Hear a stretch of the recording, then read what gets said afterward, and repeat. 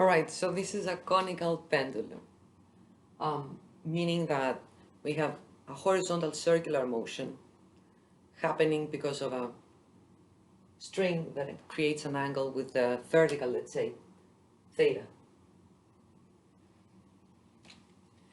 Again, the process we're going to follow is the same. Doesn't matter what they ask, doesn't matter what they give. It will always be the same. First one, identify the forces. So we have the force due to gravity, we have a string, so we have tension, and nothing else. These are the forces we have. The center of the circle is here. That means that the axis we use as x will be the radial axis. These will be the radial axis. These will be the y-axis. This is the object. So the forces are up, okay? The force due to gravity, mass times acceleration due to gravity, and the tension that has the direction of the string. It will be towards here. That's the tension. Now the angle, we can see that this, the angle with the vertical equals the angle with the vertical again. This is theta. This is parallel to this is parallel to that. The next step is, so we made the free body diagram. We identified the forces, we found how my radial axis should be, and the perpendicular, the y.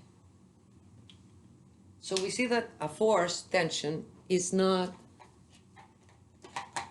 not coincide with any of the axes. That means that we should resolve it. I will do it here. We need to have a different free body diagram. Remember that this is something that they care for. So we have the force due to gravity as it is, and the tension will be split into two components, a Ty, a y component, and a radial component. Now, again, if I want to see it, if I want to do it separately, as a triangle, see how it works, I see that if this is the tension, this is the Tr, this is the Ty,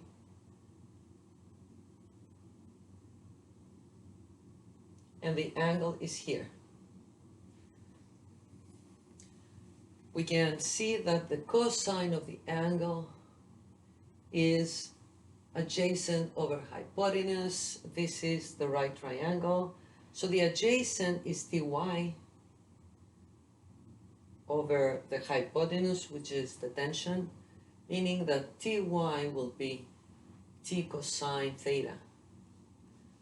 Sine theta, opposite over hypotenuse, meaning Tr, the radial component, over T, meaning Tr will be T sine theta. Going back to the Newton laws, the sum of forces on the radial axis should create the centripetal acceleration, while the sum of forces on the opposite axis should be zero, meaning that the tension that it's on the radial axis, the component of the tension on the radial axis, Tr, should be mass times velocity over the radius. Well, here we have the Ty should equal the force due to gravity mg. Now I have four formulas to use. 1, 2, 3, 4. I can use 1 and 4 and say, all right, so Ty is the cosine theta, tension cosine theta equals mass times acceleration due to gravity. Well, I can use 2 and 3 and say T sine theta equals mass velocity squared over r.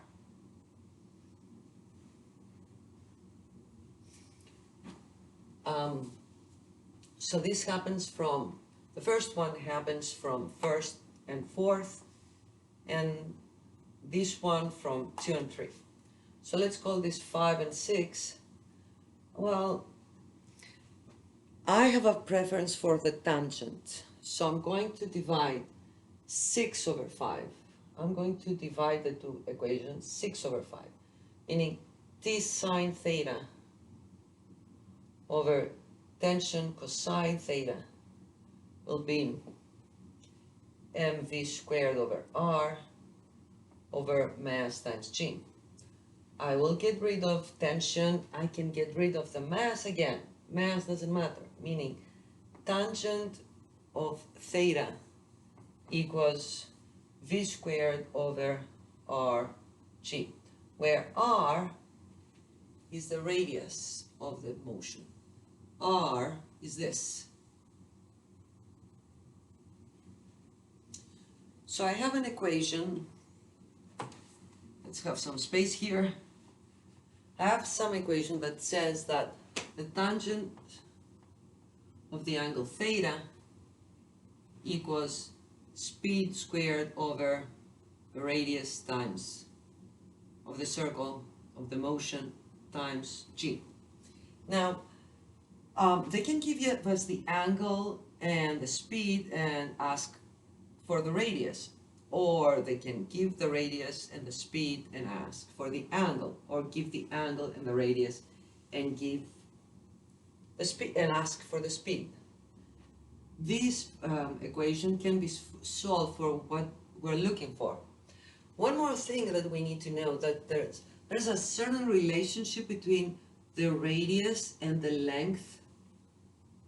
Very often they don't give us the radius, they give us the length of the string.